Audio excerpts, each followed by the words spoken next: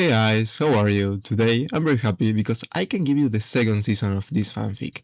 The second season of What if Naruto was trained by Kurama to be a Shinigami. As always, if you want more seasons of these fanfics, just let me know with a like, comment and subscribe. So, we're gonna start. Meetings and alliances. The female figure in the trees above her prey moved with a commanding presence one would have only seen in only the most determined of shinobi in Kumo.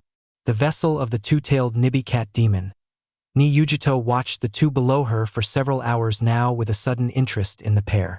Her tenant at some point during the stalking of the one known as Kenpachi informed her that her demon brethren was in him and that the vessel was strong. Very strong. Yujito was surprised by this as she had never seen another demon vessel like herself in the world before now. She had only recently heard how the one-tailed raccoon was sealed in Tsunade's new Kazekage and was beaten by another demon vessel, though the name was never given. So this is him Nibi? Thought Yujito, wondering how strong the boy really was despite his young age. Yes, I can feel the fox's chakra even from within you. You are so used to mine that you can't sense the difference between his and mine until you get closer to him, said the Nibi-cat demon, shivering secretly at feeling the presence of Zangetsu, as it had been a long time since they had seen each other. I'll observe him a little while longer before I make myself known, thought Yujito, not ready to get into a conversation with the fox vessel. However, just because she wasn't ready didn't mean that someone else was going to bring her into the light. It seems we have a fox watcher in the trees, thought Zangetsu, sensing the person's hidden chakra signature and sensing something different about it. Who is it this time?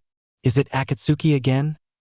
Thought Uzumaki Kenpachi while still walking physically on the outside of his mind. No, it's someone else who is like you, thought Zangetsu, smiling at the sheer fact that his vessel may not be alone in his travels as they had originally believed. Damn, and here I thought I could get some action, thought Zaraki Kenpachi, slamming his fist into the ground, creating a large quake and crack in the landscape of the place in the boy's mind. Just because she's just like me in terms of holding a great demon lord doesn't mean she is friendly.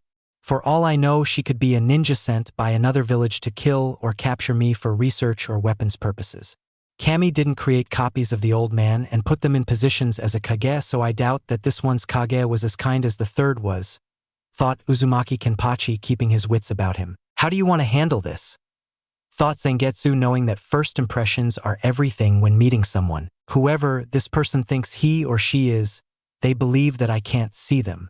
Let's shake a few trees and so just who or what falls out, thought Uzumaki Kenpachi, smiling evilly in his mindscape and physically, though it was hidden due to the mask. While you do that, I need to leave your body for a short while to take care of the plan we discussed the first night on the boat.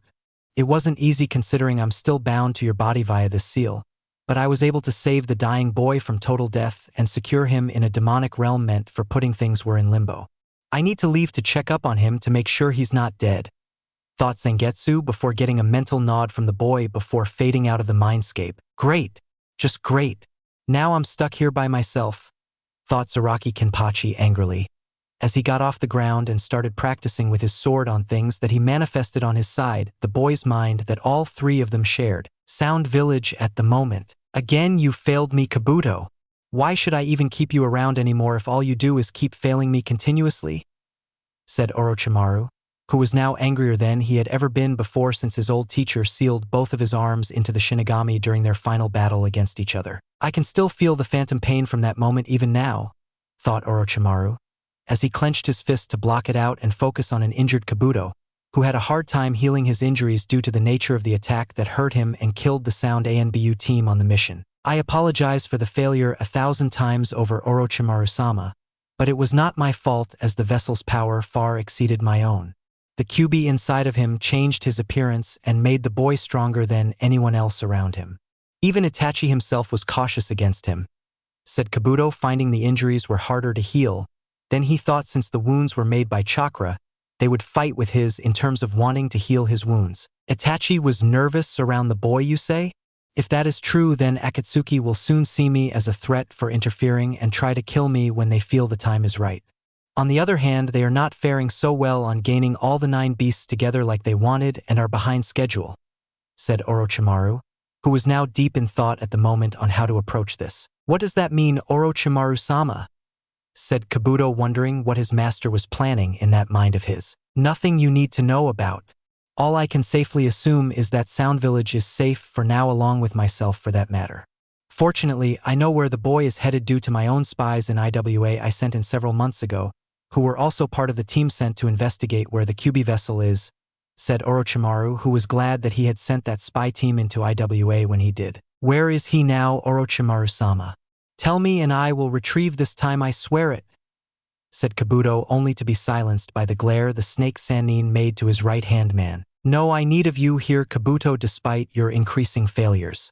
As for the QB vessel, he is currently right now in water country trying to see the daimyo and the Mizukage. I don't know what that brat's plans are, but they are not a threat to me at the moment, so I want him left alone for now, said Orochimaru, noticing the shocked look on Kabuto's face. But what about using him for future experiments to achieve immortality, Orochimaru-sama? Said Kabuto, wondering why the Sannin was turning his direction away from the fox. We have no one to spare or the resources to do it. We have no access to a proper port, and we have no allies or contacts for our ninja to go into Kumo to get to water country. I can barely replace the ANBU I sent you on your mission as it was, and now they are all dead except for you, said Orochimaru, seeing Kabuto bow his head in shame again at the mention of his failed mission. What do you wish of me now, Orochimaru-sama?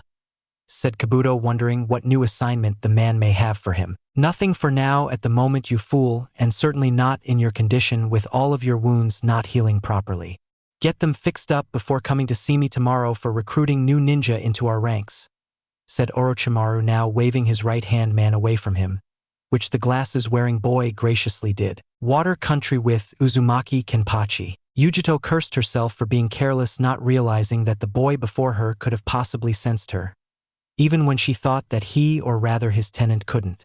It was her fault that she had forgotten that all of the nine-tailed beasts could sense each other no matter the seal in place, as their chakras were similar yet different in terms of power. Instinctively, Yujito jumped from her tree high above, seeing it. Only second later, fell down with a loud crash as she landed in another tree. Damn it, said Yujito, looking down at her attacker only to find he wasn't there. Only the fox girl, who just waved at her like all was right with the world. It wasn't until she heard a jingle from a bell behind her that she started to sweat in worry. For someone who supposedly has a demon inside of them, you're not very fast when it comes to moving, said Uzumaki Kenpachi behind the woman, who turned around and saw the boy looking at her with that scary-looking mask. How did you move so fast that I didn't sense you? Said Yujito, leaping to another tree to keep herself at a safe distance, while her Nibi chakra was starting to flare around her. It's not my fault you are scared out of your mind at the moment, while and weak when compared to me in terms of power. Now, as long we're asking each other questions, why are you even following me? Said Kenpachi, resting his sword on his shoulder, waiting for a response. I saw a trail of dead bandits and thieves, which got my demon curious, so she told me to follow the blood trail to the source of the one who spilled it, said Yujito, pulling out a kunai should she need it for a battle with this masked kid. And you saw me, you just assumed by the massacre I created earlier that I might be one of the members of Akatsuki, right? Said Kenpachi, tapping the flat side of his sword on his shoulder. I did at first, but then I saw that you did not wear their standard clothing of red clouded black cloaks or their straw ceremonial hats. After that I decided to watch you until I could determine just who and what you were from the shadows, said Yujito, letting her demon's chakra give her further strength to intimidate her opponent. Spoken like a true ninja, trying to look underneath the underneath, as they call it. But I assure you, Yachiru and I are not a threat to you, since I have no grudge against Kumo at the present moment in time, said Uzumaki Kenpachi, putting away his sword, seeing a potential ally in the woman. You think I'm working for Kumo? Said Yujito, lowering her power, slightly wondering if the boy was being honest with her in not being a threat, though she had a feeling it was the other way around. You wear their standard ninja uniform. Are you telling me you left the services of Kumo and have become a missing ninja? Said Kenpachi, looking at her curiously, wondering if she left for similar reasons he did. I left because the third Raikage is retiring soon, and his successor wants to use me as a mindless weapon and put a collar seal on me that will bend me to his will like a pet. The soon-to-be fourth Raikage is a pig of a man that sees me as a creature meant to serve him until I am useless to my village and his fantasies. The only reason that he was even remotely considered to be the third successor is because he's the second strongest person in the village, not counting the third, who is getting on in his years. Not only that, but 2 of the members from Akatsuki started to chase me recently and try and capture me. I came here to save my village and myself from that dreaded organization's wrath," said Yujito, getting a nod from the masked warrior, who seemed to understand more than she thought. "Truly a noble thing you did, former ninja of Kumo, but such a move will have drawbacks to making such a choice," said the masked Uzumaki, looking down at Yachiru, who once again waved at him as all was right as rain. "I know I can't go back to Kumo, and I do not want to as long as that pig of a man is the wreckage of Kumo. I had hoped to start somewhat fresh here in Water Country and fix the problems popping up here. I figured it would get me some recognition with the Mizukage and a new life in Mist itself," said Yujito, knowing that if one village isn't treating you well, move to one that will. "You don't want to enlist as a Mist ninja right now either, since both he and his brother of a daimyo are both pigs in a way we both despise in people," said Kenpachi, jumping off the tree and landing lightly in front of Yachiru before picking the girl up. "Well, I can't stay a missing ninja forever," said Yujito, jumping down from her tree as well, not believing that she was discussing this with the kid, who looked several years her junior. "No, you can't. However, if you team up with me and Yachiru here, I think we can help each other out so that the Mist Village and Water Country, for that matter, are no longer having problems." "You in?" said Uzumaki Kenpachi, extending his hand to her, which the woman looked at for a moment before accepting, knowing she had better odds against her foes if she was with someone like her. "I'm in for now, but I don't babysit little pipsqueaks like the one on your shoulder," said Yujito, looking at the pouting girl, who stuck her tongue out before at the female demon vessel. "Pussy-chan is just jealous Ken-chan is stronger than her," said Yachiru, getting shocked looks from both Uzumaki Kenpachi and Ni Yujito, who looked flushed red with both anger and sheer embarrassment for hearing such a nickname being given to her. "What did you call me?" yelled Yujito, ready to strangle the little fox girl, who along with the kid just laughed at her nickname. "I think she meant in terms of her nickname for you being cat-related, since you hold the two-tailed cat demon inside of you," said Zangetsu, appearing beside his vessel, done with his previous business and literally scaring Yujito up another tree. "Who the hell are you?" said Yujito, as her anger flared around her in the form of chakra, both hers and the demon's, as she landed on the ground yet again. "My name is Zangetsu, and I am the boy's demon that lives inside of him, just like my old friend Yoruchi is in you," said Zangetsu, seeing the shocked look on the woman's face. "So you know her? Been a long time, hasn't it, Zangetsu?" said Yoruchi, now appearing in similar fashion that Zangetsu did, only leaving a small trail of fire as she did. "Yes, it is, and you're still a show-off as ever. Trust me when I say that this kid won't sell you out to anyone and that he's probably the only person who will fight for a friend with everything he has," said Zangetsu, giving off a chuckle before he went back inside, with Yoruchi nodding before doing the same and re-entering Yujito. "Satisfied, miss?" said Uzumaki Kenpachi, waiting for the woman to tell him her name. "Ni Yujito, and yours is?" said Yujito, imitating him in asking for his name as he did for hers. "Uzumaki Kenpachi, at your service, Yujito-san," said Uzumaki Kenpachi before bowing his upper body slightly, with Yachiru simply waving at her, not really knowing the whole thing about formality. "And the runt on your back?"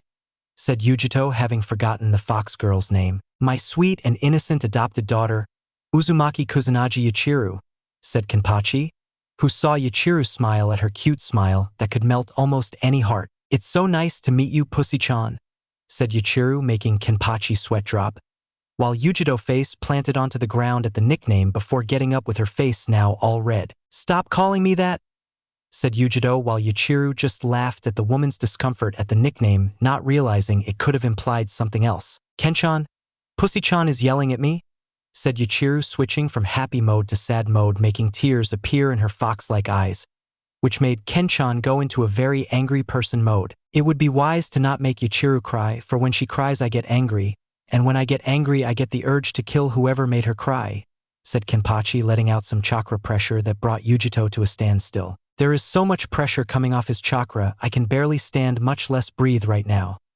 thought Yujito, knowing if she had been weaker and without Yoruchi she would have collapsed from the strain of Kenpachi's might. When Kenpachi released the chakra pressure, Yujito found herself breathing heavier than usual, which didn't go unnoticed by the young warrior.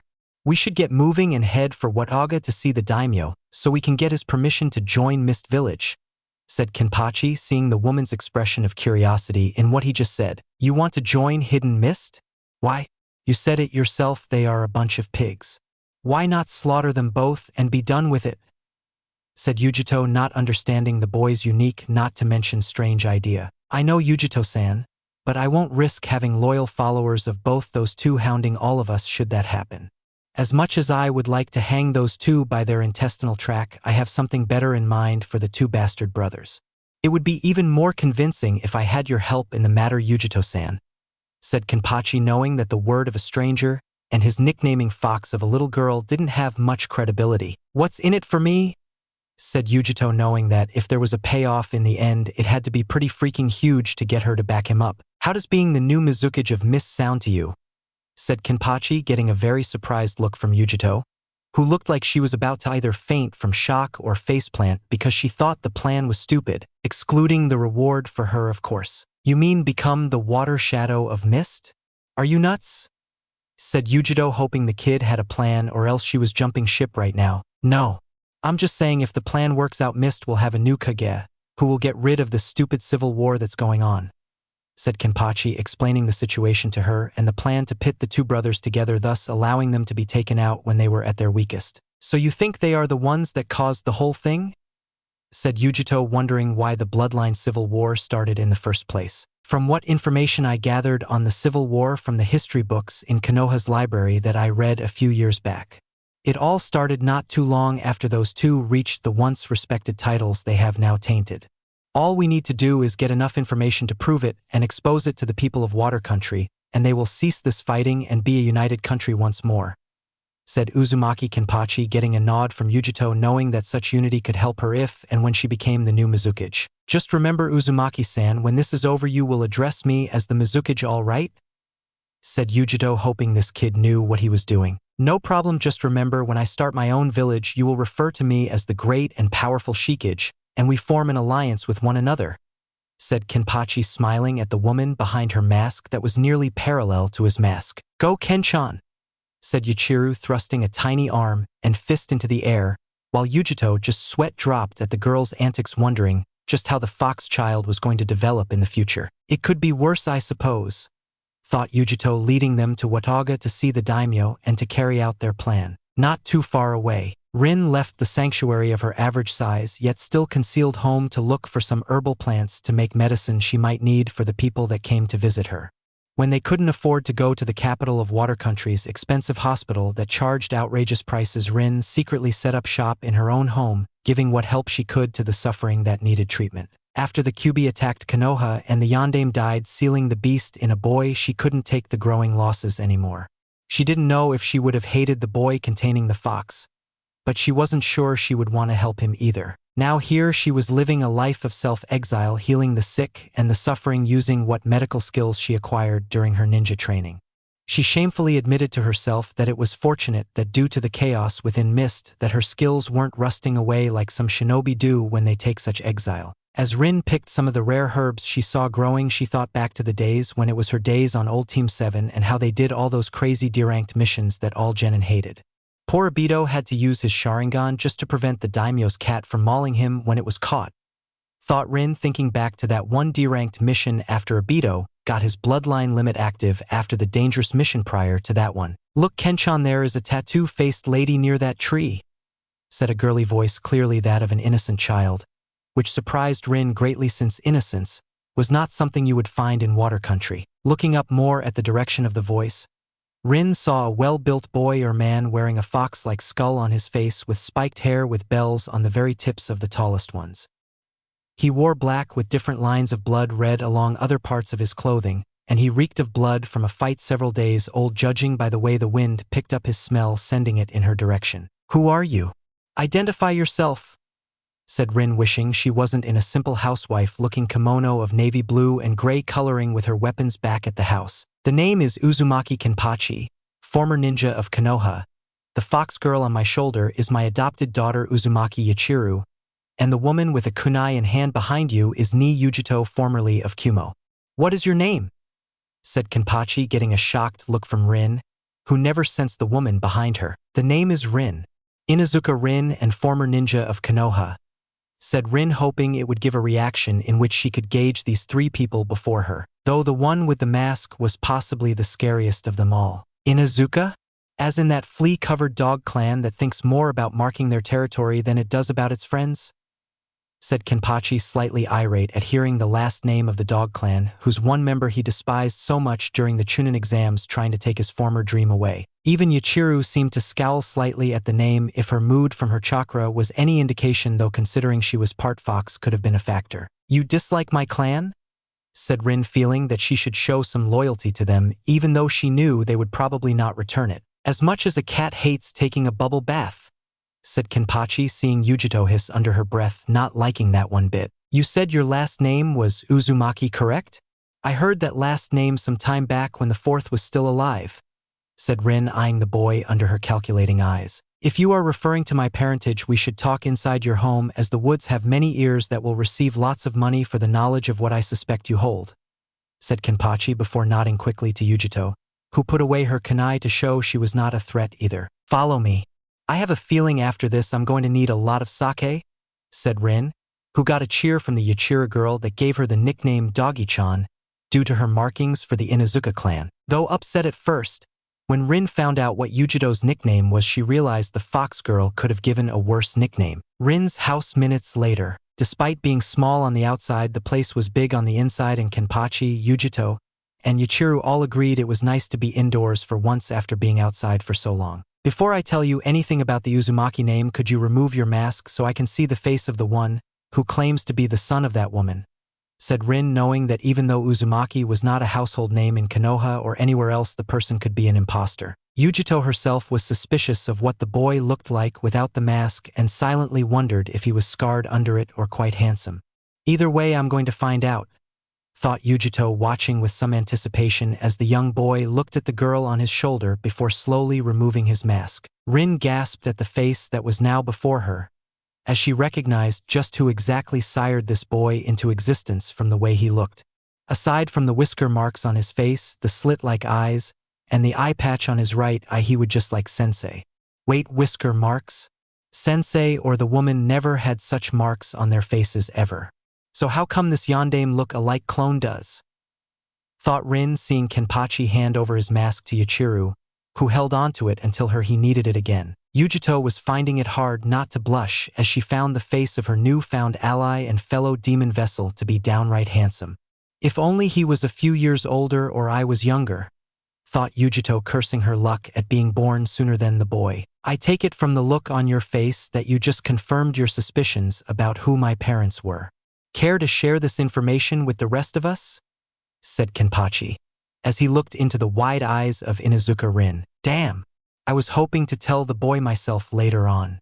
If he gets angry, his chakra will spike beyond Kage level and will draw people from all over water country along with all the other countries to this place. Thought Zangetsu privately to himself, wishing that he had more time to tell the boy himself. Yes, I knew your parents. However, before I answer, I would like to know one thing to confirm another suspicion about you. What is your date of birth? Said Rin, hoping those whisker marks were not what she thought they were from. October 10th, on the day the yondaime sealed away the nine-tailed fox, sealed at the cost of his life. Why? Said Uzumaki Kenpachi, eyeing the woman carefully, wondering what the Inuzuka was going to say. It's as I feared. You are the demon fox's vessel, said Rin before seeing Naruto's one visible eye narrow and his hand reaching for his sword should he need to use it. You feared? My dear, you don't meaning of the word, much less the term, until you've walked a day in my sandals the instant I could walk. Whatever horror you suffered on a mission or in Konoha is nothing compared to my life growing up, said Kenpachi, as he now gripped the hilt of his sword firmly. It's not that I hate you for holding the fox, it's just that your father wanted you to be seen differently in that regard, said Rin, knowing had she not just said that, she mostly likely would have been a headless corpse. What about my father? Who was he? Who was my mother? When I was younger, the people spoke the name Uzumaki, they said it with hate, but not just because of me. It was for another reason, wasn't it? Said Kenpachi, snarling at the woman, who no doubt knew the secrets he so desperately wanted to know about his family. Your mother's name was Uzumaki Kushina, who came from the land of Whirlpool, and your father is, said Rin, though she couldn't bear to tell him if what he had just told her was true about his life growing up. I'm going to say this only once. Who is my father? said Kenpachi, getting very upset with the woman to such a degree that Yachiru leaped over to Yujito for comfort. Your father's name is Minato Namikaze, also known as the 4th Hokage of Konoha and my Jounin sensei when I was a genin, said Rin, looking away in shame at not being there for the boy growing up. Oh shit! Thought Zangetsu while getting a similar reaction from the spiritual sword form of Zaraki Kenpachi, knowing that the shit hit the fan and it was time to duck and cover. Surprisingly, the state of Uzumaki Kenpachi in terms of reaction was surprising, as well as disturbingly calm, though his eye not covered by the eye patch was filled with rage and the eye patch on his right eye was sparking chakra, meaning it was being force-fed a great deal into it at the moment. Excuse me for a moment while you three stay here.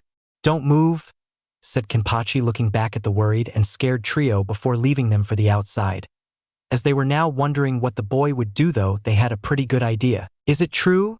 Said Yujito, trying to ignore the weight on her left shoulder while looking at Rin. Every word I just told him was the truth, and I think because I told him I hurt him more than anyone else he knows, said Rin with a saddened look on her face, only to freeze in horror as a blood-curdling scream outside the house hit their ears, and an intense amount of pressure of chakra hit them like one of Tsunade's punches to Jiraiya. Only this time this power was worse. Damn you, father!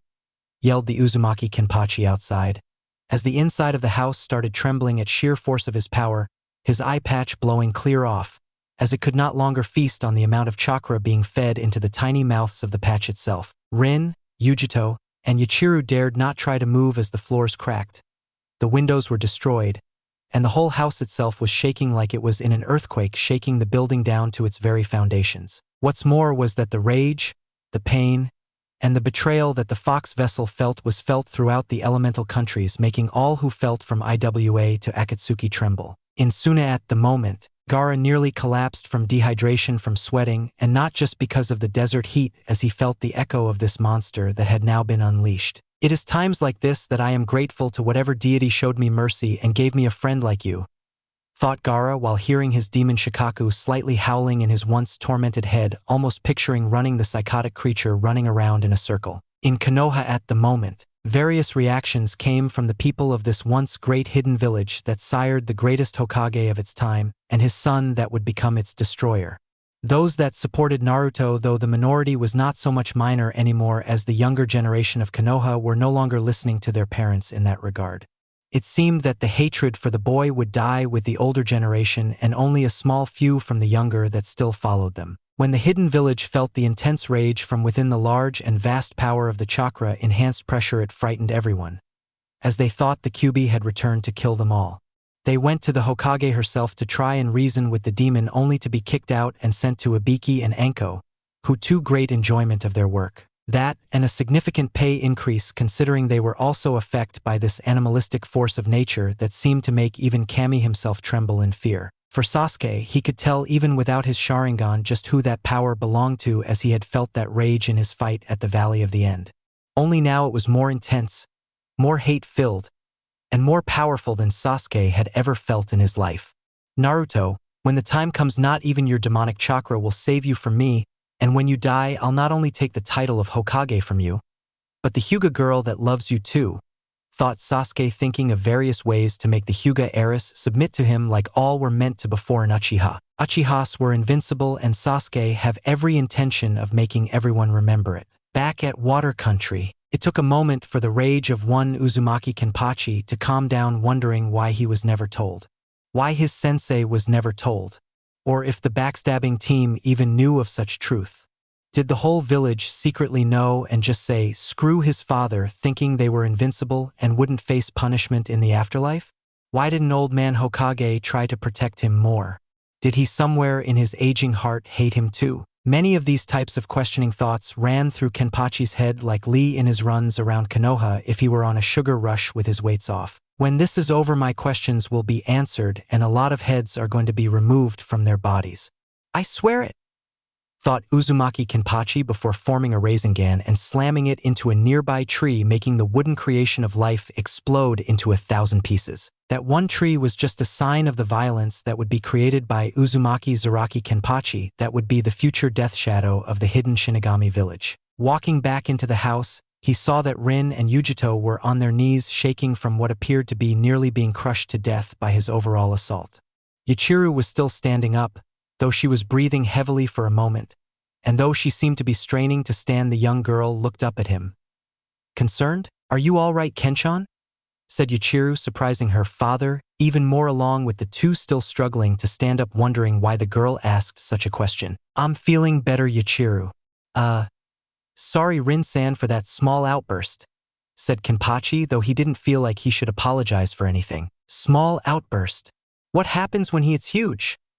Thought Yujito, with the Nibi cat demon Yoruchi sweat dropping in the back of her mind. It's all right, Kenpachi-sen, I just never expected so much power to come from you all at once, said Rin, feeling like her legs were made of jelly for a moment. Here's your eye patch, said Zangetsu, appearing behind Kenpachi and handing it to him before the fox vessel put it over his right eye. Kenshan, was the leafy place you live in mean to you? Said Yuchiru, now on his left shoulder again, as if that was her special spot in the world around the tall boy. Yes, said Kenpachi, simply not wanting to go into it any further. Well, if they're your enemies, then they are my enemies, said Yuchiru, as if it were the simplest thing in the world. Whatever you say, Yuchiru, said Kenpachi before smiling at her and scratching a spot under her chin, making the girl giggle and purr at the treatment she was getting. So Uzumaki-san, Ni-san, just what brings you to water country anyway? Said Rin, in the hopes she could get some information in regard to their travels. Yujito looked at her fellow demon vessel, wondering if he should answer or her, since this would be a touchy subject.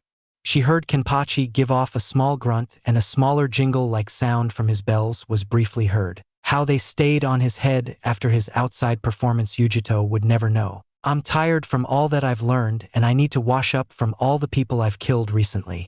So does Yuchiru, just from being around me, said Kenpachi, as his clothing was covered in dried blood, with Yuchiru only partially since she came in contact with him. One of the many reasons I chose this spot was because I could have my own indoor hot spring here without the prying eyes of a possible pervert peeping on me. This down the hall and to the second to last door on your left. Leave your clothes outside the door and I'll wash them for you, said Rin, pointing to the direction of her little personal indoor hot spring. Thanks, Doggy-chan, said Yuchiru, waving at the woman before the girl vanished from view from the slightly ticked Inuzuka and the snickering Nibi demon vessel. Something tells me she's not going to give up in calling you that nickname, said Yujito, smirking at the woman in front of her, who had several red tick-like marks on the corner of her face before she developed her own smirk. Better than being called Pussy-chan, said Rin, seeing the other woman's face grow red and hiss like a cat, while soon after muttering to herself how degrading her nickname was before she looked at Rin and they laughed. However, it ended soon, as Rin asked Yujito the serious question that needed answering for the self-exiled Inuzuka.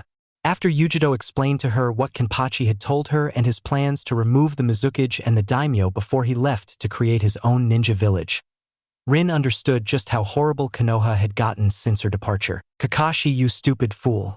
How can you do this to Sensei's son?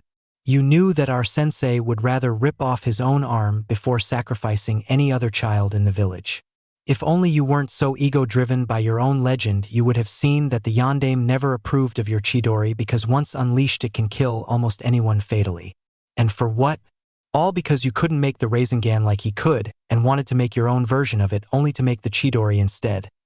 Thought Rin, knowing that if she did see Kakashi again, she would knock him on his ass before doing many evil things to him. When I was in Kumo during my early years as a child, the third Raikage kept me safe from the hatred of my people. He knew that as I grew up with the Nibi cat demon inside of me, I would be hated by all the people around me. He knew they would try to beat me, kill me, or worse if they ever got the chance. The Council of Kumo opposed this, saying I was a demon hellspawn that deserved to die for the sins of my container.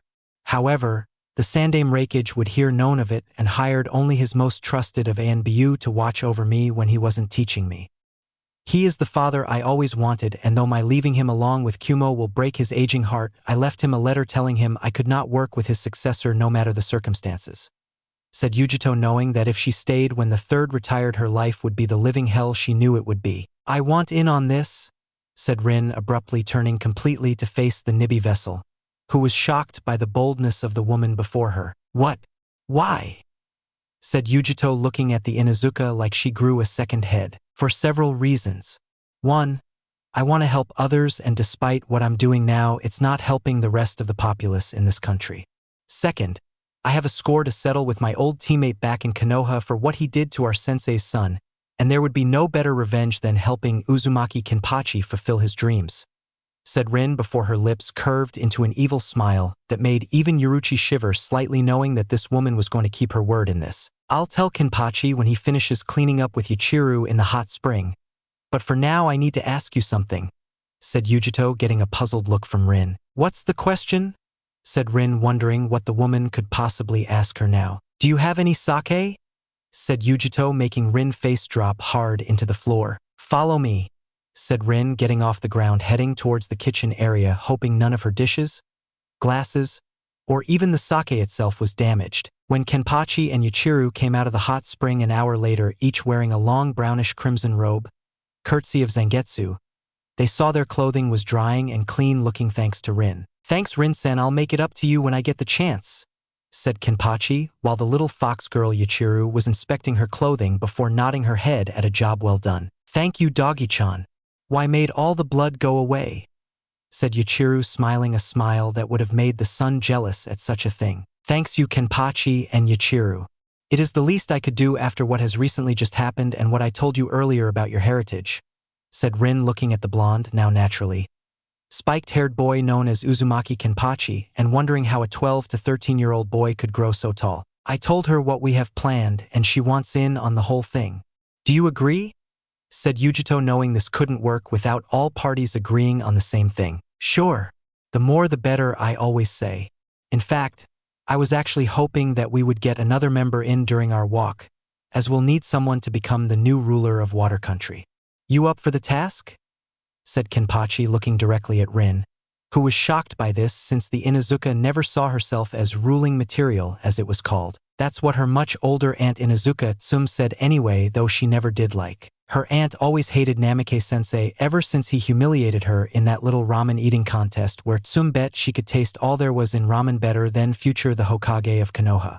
Rin's sensei, seeing a chance to get back at the woman for calling the love of his life a red-haired bitch in heat when she thought he had been out of hearing range. The prank required the help of the young owner at the time, which, after hearing the plan from the future yondaime, put in a little something or other that when eaten makes dogs, or in this case those with a bloodline that connects them with dogs, go crazy with lust over her mate. Tsum would deny it later as a running joke from Inoichi, but it was because of that little prank that helped Kiba become conceived later on that day. But that's a story for a later date. "Well, when you put it that way, Kenpachi-san, then I will happily accept your offer," said Rin, knowing that if she were in power as the daimyo, she could help get the boy's dream fulfilled. "Welcome aboard, Rin-san," said Kenpachi, extending his hand, which Rin took, sealing the deal along with Yuichiro jumping off of her father and dancing around doing a cute little cheer with fox-like fans with "Go Kenchan" on each one. "Kenchan, Kenchan. He's our man, if he can't do it no one can. Yere, Kenchan. K to the E to the N to the chan. K to the E to the N to the chan. Go Kenchan, go Kenchan. Ya!" said Yuichiro, finishing with a small jump into the air before landing gracefully on one foot. The trio before the girl at this point couldn't help but laugh themselves silly. Konoha, 3 weeks later. Tsunade was reading her reports on all activity from her spies deep in the lands of the other elemental countries and additional information from Jiraiya's spy network. When that three-tailed fox had appeared before her in the council meeting room, she realized that Naruto's influence with the Kyuubi may have reached a level which was considered to a family bond, since the fox was said to never give a contract to anyone. Now, however, it appeared to Tsunade that Naruto surprised her yet again and did what no other person could do in the world of summoning animals. When she approached Jiraiya to summon one of his toads, he had refused, saying that if he did, he would have a lot of explaining to do to that toad, which would report to Gamabunta. The boss of the toads was upset as it was in having a super pervert as the summoner, and would be even more pissed if he learned what Jiraiya told him concerning Naruto. It was no secret to Jiraiya that the boss toad respected Naruto for not backing down from him when that little bet he made with Gamabunta got underway. Not only that, but the giant toad's own kids respected Naruto, and they had only been summoned on a rare few occasions. Not only that, but the summon's own network of passing on information was very complex in itself. Depending on how influential that summons was, it could cause a simple ripple or a shockwave of epic proportions throughout the summoning world and the human world. It was bad enough they already felt it in the human world as it is. Tsunade now found herself staring into the clear night sky at night, wondering where her precious little brother had gone and what exactly had happened to him on his journey so far. Without Naruto, the Leaf Village seemed almost hollow or empty inside, and the light he created was now seemingly lost forever. Naruto's real power, it seemed, was to be able to pierce through self-doubts, the self-pity others give themselves, and the faults he finds in others, only to use such things to draw out one's true potential. You made other people's heavy burdens lighter by using your own as a counterbalance so they could have the strength to lift it. If only Sarutobi had taken care of you better, then this wouldn't have happened, thought Tsunade, opening her desk, getting out some sake she had stored away for days like these when she felt like crying and did. Tsunade-sama, I have a response from the fire daimyo, said Shizune, opening the door to the Hokage's office to see her teacher, who was just moments away from drinking what would soon be many cups of sake and getting stone-cold drunk. Give it to me, I need to know what his answer is, said Tsunade, hoping for some good news for once. It was one of those very rare times that she was thankful for Jiraiya having a large income when it came to his selling of those perverted books he writes. It was that single lifeline alone that had kept the Leaf Village from falling apart faster than it already had, and the social chaos that would have ensued. At the moment, though, despite the immense income Jiraiya was putting out to help keep Konoha afloat, it still wasn't enough, and such a well of a resource was bound to dry up sooner than later. It was the reason she sent a letter to the fire daimyo pleading her case to the man that without additional funding within the 3 years to come, Konoha could not properly hold the Chunin exams they were scheduled to hold soon. Tsunade had sent that letter out a little over 2 weeks prior, and only now was she getting a response when she could or should have gotten it within days. Whatever was stirring in the home of the daimyo of fire, it was either very good or even worse news than before. Dear Hokage-sama, I have heard your sincerest apologies on behalf of your village for the abuse that it has caused to the boy your people hated so much. I have also taken the time before writing this to speak to my advisors in regards to your wishes to have the necessary funding that is needed to host the Chunin exams. I have been well aware of the fact that it is again your turn to host the exam in your village a second time after the first one was ruined by the Sannin Orochimaru. Many of my advisors originally suggested I should cut off all ties to the Leaf altogether for disrespecting the Yellow Flash's dying wish for child to be seen as a hero.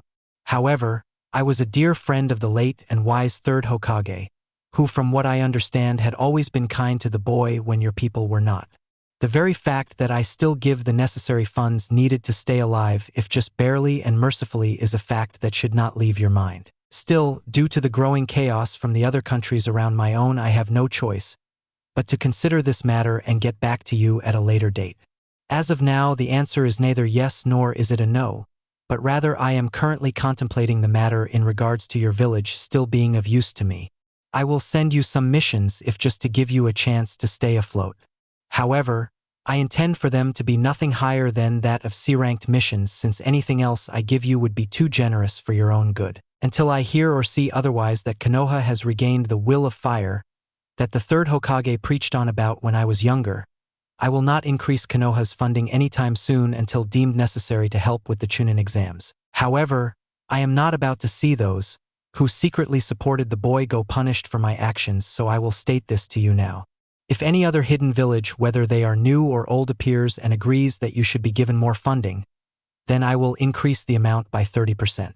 No more, no less. Give my regards to the Sandame's grandson, Daimyo of Fire. Damn, said Tsunade, sighing afterwards and sitting back in her chair, finding it useless to try to pound her desk into oblivion at the Fire Daimyo's response, since replacing them had become just too damn expensive on their already thinned budget. I take it that he's not going to help us, said Shizune, knowing that the village had a lot of sins to pay for that no one wanted to pay. It was like Tsunade's gambling problem, only now it was nearly on a village-wide scale. Shizune's worst nightmare now coming to life, only in a more serious fashion. Yep.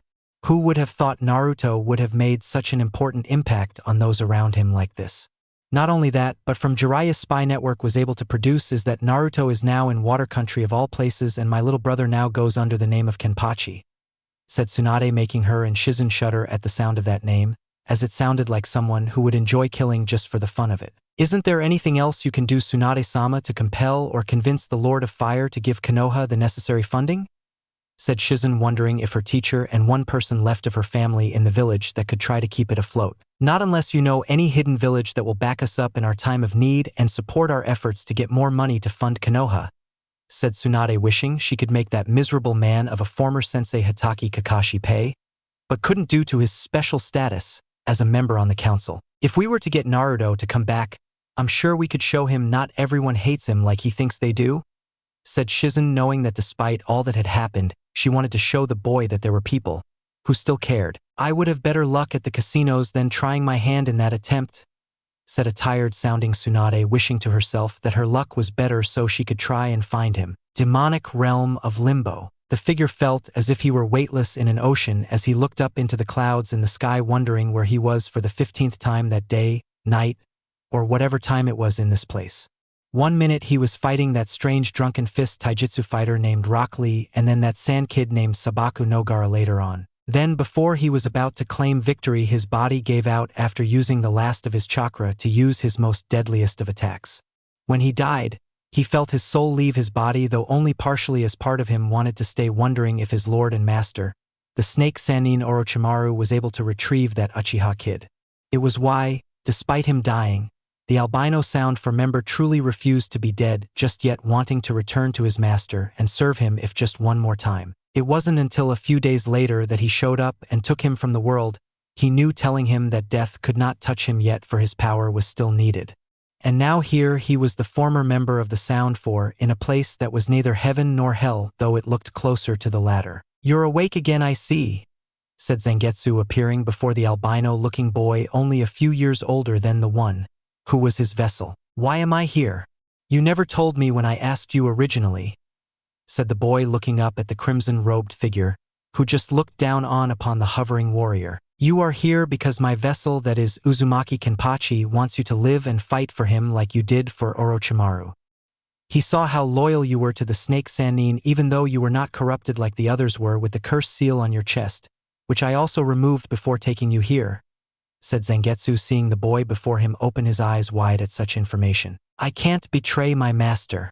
He gave me a purpose when I had none, said the albino, as he wished to stay loyal to the snake Sannin despite the fact that had he been healthy, his body was only to be used in keeping Orochimaru alive for another 3 years. Instead of trying to save your life or heal you, Orochimaru moved on to simply go and find another body he could attach onto. Face it, boy, your former master is a parasite that leeches off the life of others and needs to be put out of his misery before he can cause further harm to others.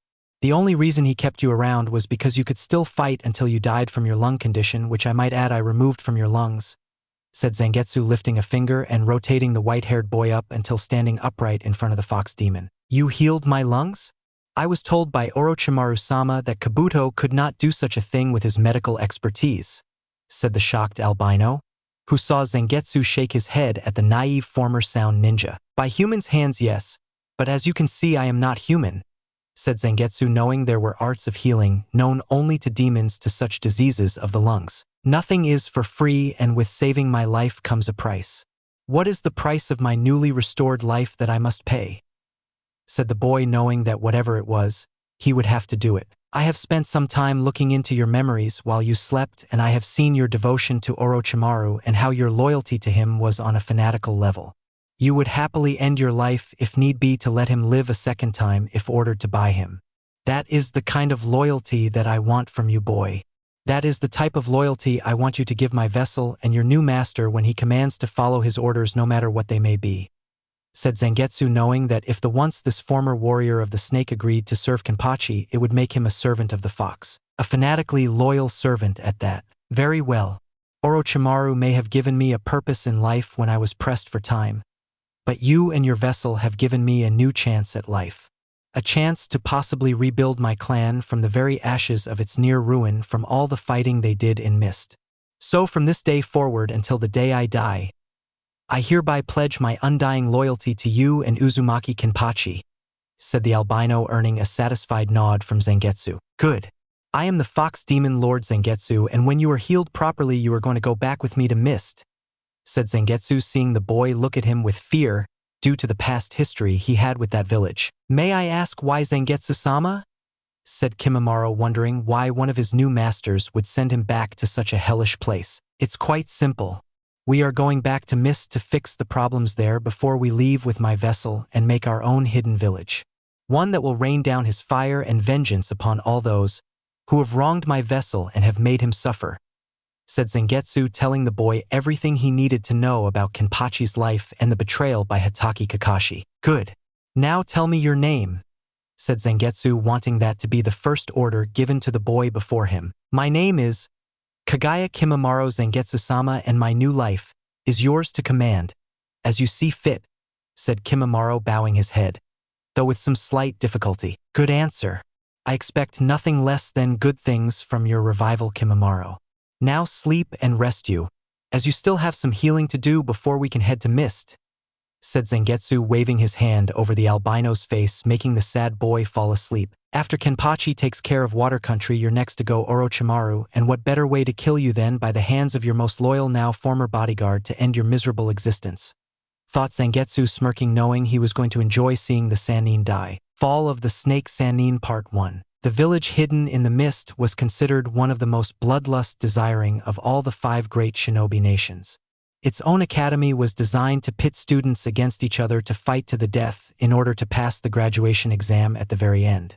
Even after the incident with Momochi Zabuza killing 100 students and the Mist Council changing the way things are done, the place lost none of the potency for terror it had some 10 years or so back. It was the only ninja village out of the others that specialized in swords more than the others did, and they made that fact abundantly clear when the 7 swordsmen of the Mist were founded. However, now under the current rule of the Mizukage, the Mist Village was nothing more than a shadow of its former self. Due to the savageness of the bloodline civil war that was going on, no country dare invade it. Why? It was simply out of fear of uniting the entire country to fight off the invaders before fighting amongst themselves. The negative side of that aspect was that people were dying faster than they did reproducing, and even then the children weren't safe, especially the ones that had bloodline limits in them, since such children were hated by all due to the Mizukage and the man's older brother of a water daimyo. Now here the group of 4 was in Mist, surveying the landscape of the place to determine just what the hell to fix first and how to do it. In the 3 weeks since they all got together, Kenpachi, Yachiru, Rin, and Yujito made their way to Wataga to see the daimyo himself. However, before they arrived, they had to use a henge on Yachiru, since her appearance would make everyone think it was a side effect of a bloodline she possessed. The girl now looked like she had pink hair with rosy cheeks along with her sheathed sword slung over her back, though it was uncomfortable for her in that regard. The henge also hid her foxtail and fox ears in the overall showing of the illusion, though her general behavior was still the same, much to Yujito and Rin's ever so noticeable displeasure. Speaking of Rin, she went through the same thing with her tattoos that signified herself as a member of the Inuzuka clan. While such things may not be noticed by other people or recognized for that matter, it was preferred by everyone to err on the side of caution. When they spoke to the daimyo, he was every bit the fat pig Kenpachi thought he was, as he had guards all around him, as if someone were to kill him at any moment. It took all of Rin and Yujito's willpower not to leap at the man, since he had a slave girl at his feet and gold-colored throne wearing very little with a semi-bruised and battered face. Kenpachi had to have Yachiru cover her eyes, or to at the very least not look at the poor woman, knowing such things would disturb his girl's already developing mind. The last thing Yachiru needs to see is someone of the same gender looking like and asking me strange questions, which I dare not answer until she's much older to understand what I say, thought Kenpachi, though when he thought of the words much older, it would be when he was old and gray on his deathbed. The water daimyo had greeted them with fashion of a blusterous host, who did not seem to even care that his country was in chaos due to the civil war going on or the rebels that were making things difficult for him. It was if the man believed everything was right in his little part of water country that was its capital, when even here it looked depressing. When Kenpachi stepped towards the daimyo, the guards looked at him, instantly waiting for him to strike before striking him down themselves.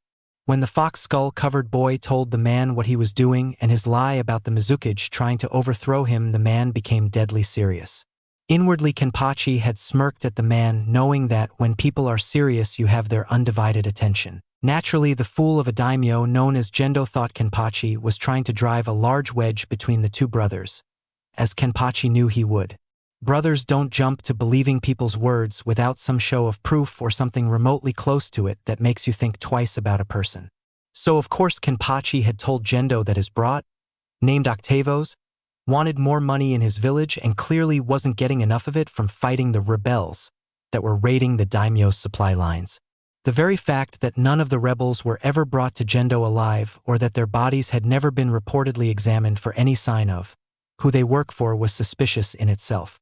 Another fact that Kenpachi stated was that Gendo's brother had more pubic support in and out of the Mist Village and that it was just a matter of time before Octavos took the title of Water Daimyo from Gendo. It was times like this that Kenpachi, when he was Naruto, looked into Jiraiya's research material to find the information needed to get this far.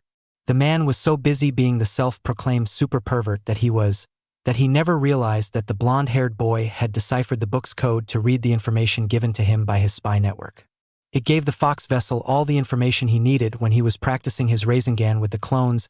He made read all the material Jiraiya had on various places that may prove useful in the long run, though how Jiraiya kept this knowledge to himself without anyone reading between the lines to see was beyond him, as it was easy to decipher if you knew what you were doing. Seriously, hiding such information in code in the form of porn research was sad despite it being clever.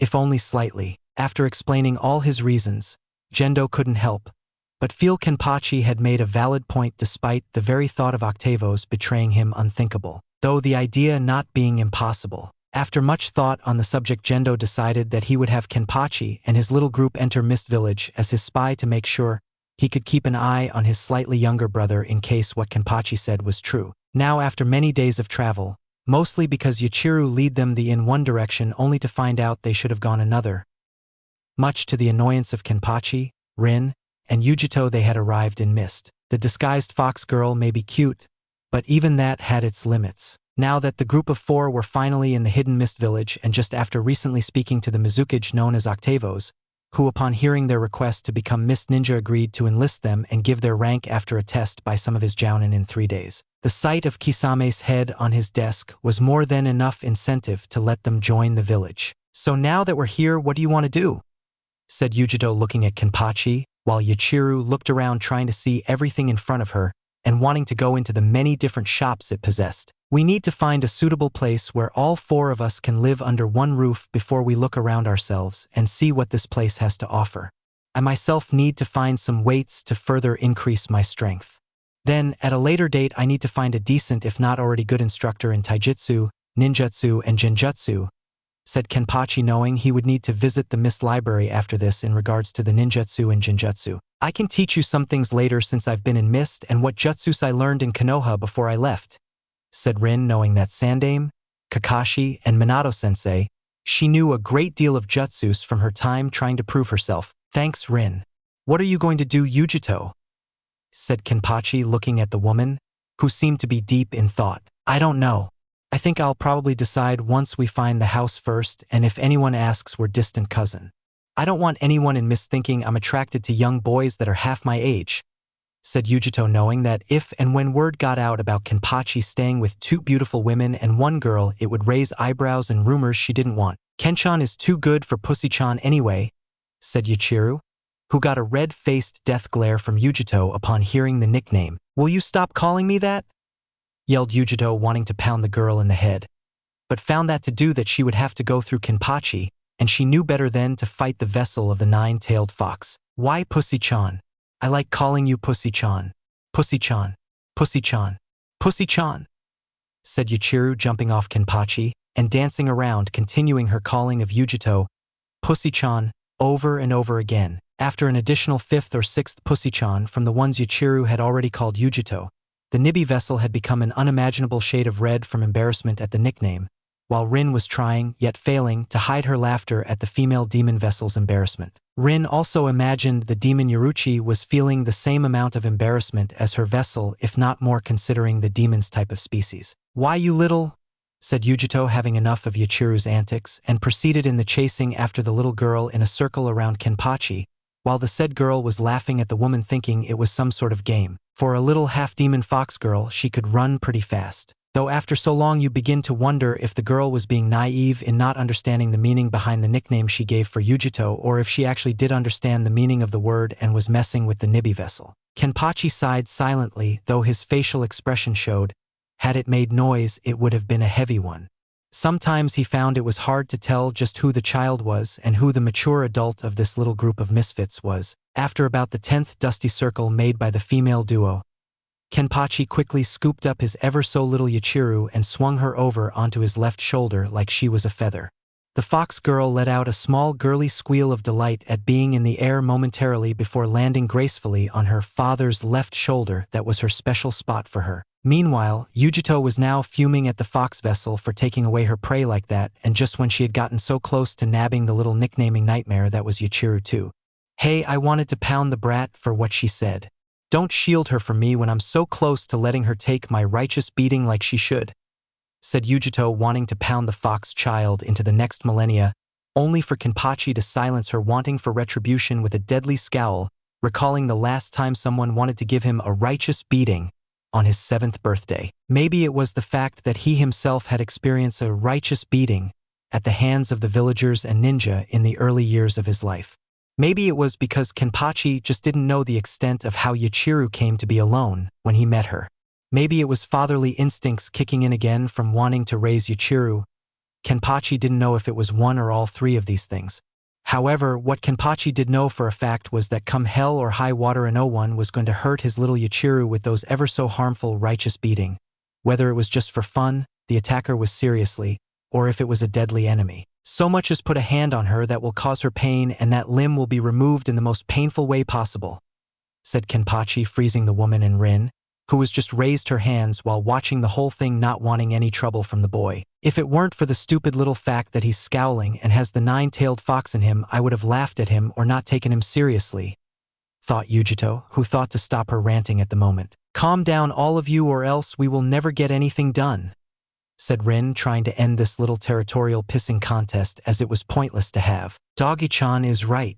Come on, Ken-chan, let's go find ourselves a home to live in, said Yachiru, thrusting her fist into the air, ignoring the tick marks on Rin's forehead in regards to her own nickname. Kenpachi could only hope that Yachiru, despite all her innocent sweetness, didn't make the two women go nuts while they spent time in mist. Sadly, it seemed luck would not favor him, as Yachiru asked Rin if she ever howled at the moon at night like a dog, making Rin show signs of going Inuzuka on the poor little fox girl. That is, if Uzumaki Kenpachi would ever allow it. Konoha Hyuga compound. Hinata was crying her eyes out in her room, hearing the news that her father had informed her of not just a few moments ago. Flashback. Hinata was in her room reading up on a scroll for a B-class water jutsu that was tucked away in her late mother's section of the Hyuga library.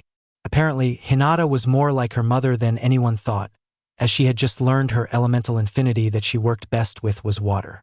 Upon learning this, Hinata had decided to dig deeper into her mother's side of the family than her father's in the form of Gentle Fist. Upon investigating information about her mother, Hinata had discovered that unlike her father's form of Gentle Fist, which was more direct, straightforward, and used upper body strength, that her mother's form of Gentle Fist was more graceful. According to a scroll she had found a few days prior, Hinata had discovered that her mother's style of Gentle Fist moved like water, that when applied correctly, could be even more devastating than the male version of it.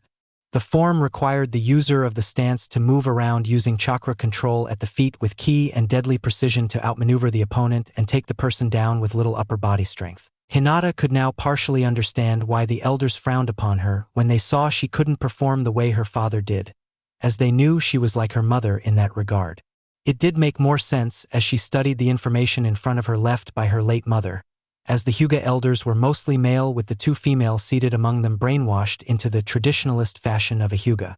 They hated her mother because her feminine style of the Gentle Fist could, if used correctly, be superior to the male version that overpowered the opponents. The Hyuga elders would have none of that and often criticized the woman, if Hinata recalled correctly in her earlier years, about the use of the style passing down to the next clan head, which would be Hinata.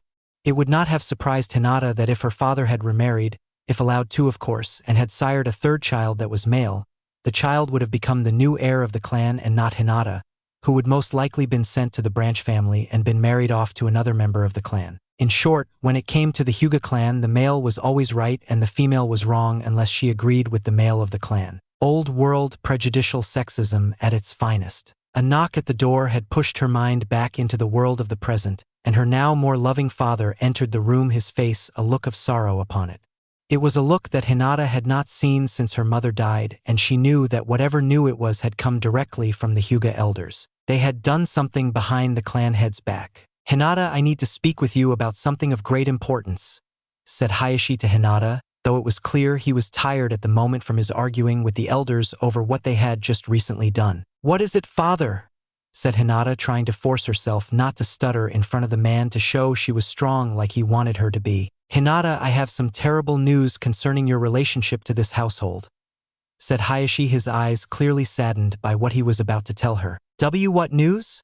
said Hinata, hoping it didn't involve her precious Naruto-kun and that he had been killed. "Apparently the Hyuga elders have set up an extremely rare double marriage, as it has been called, between you and two boys from different clans," said Hayashi, knowing that such a thing was put as a law in case one or more clans had less than 3 members of each clan alive. "What?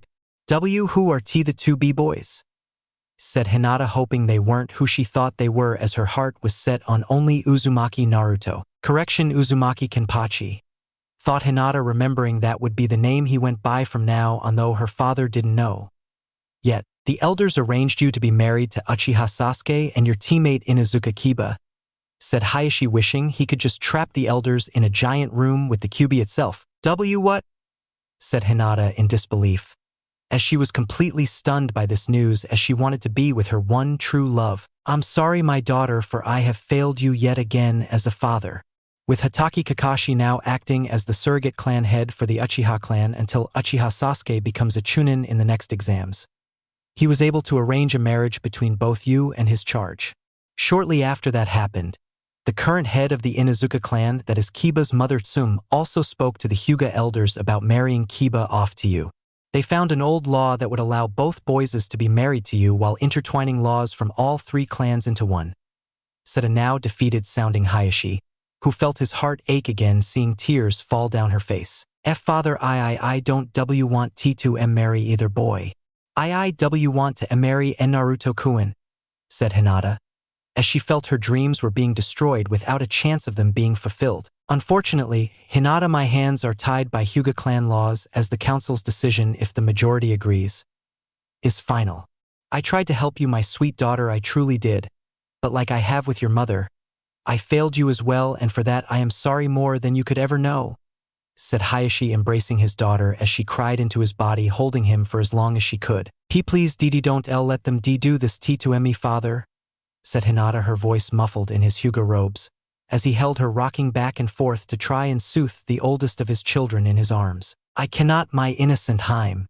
The day of the wedding will be 1 week after Inuzuka Kiba and Uchiha Sasuke both achieve chunin rank at the next chunin exams.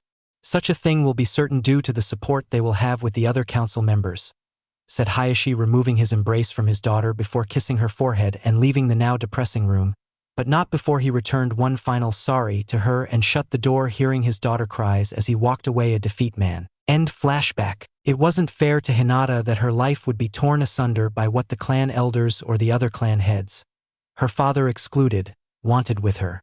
She wanted what had wanted her whole life, and what she wanted was to be with her true love, who went by the name of Uzumaki Naruto, aka Uzumaki Kenpachi. Hinata had looked at all the clan laws from Hyuga, Inuzuka, and Uchiha, finding that her heart had nearly stopped when she saw how the Uchiha clan laws had men favored over their female genders. It was designed specifically to keep women from advancing in the arrogant clan except to breed other Uchihas and not spread the Sharingan bloodline into the common folk that so many clans saw when looking at other people around them. Even worse was the Inuzuka clan laws stated that the clan head could treat his or her mate however he or she wished, and the non-Inuzuka mate had no say in the treatment. It was to imply that since the possible mate not of the Inuzuka blood could not run things and had no say at clan meetings. Again, Hinata felt she was being treated unfairly, like she was someone's property or a piece of meat, and even more when she remembered how the female members of the family, should they be married to another clan, are branded with the cage bird seal. In this special case, the Hyuga seal masters would have to create a very special version of the cage bird seal, that would allow both Inuzuka Kiba and Uchiha Sasuke to bring her down should she become disobedient or they were ever displeased with her. Fortunately, no such seal existed, and the seal masters of the Hyuga clan would have to work on it for the next 3 years to make it perfect and, for the most part, irremovable. When Niji eventually found out what was going to be happening to his cousin, he became so infuriated with rage by the prospect that Guy, Lee, and Tenten had to hold him down. They even needed some much-needed help from Shikamaru and his shadow possession jutsu, though to say he was reluctant was to say he said troublesome a lot, and he did. When Kurenai found out, she was livid that Hinata was going to become sort of slave girl all, but in name practically spending the rest of her long days being someone else's sex toy. It infuriated her that Kakashi had even agreed to this, knowing that Hinata wanted no part of the arranged marriage to either the Uchiha or the Inuzuka brat she was ashamed to call her student.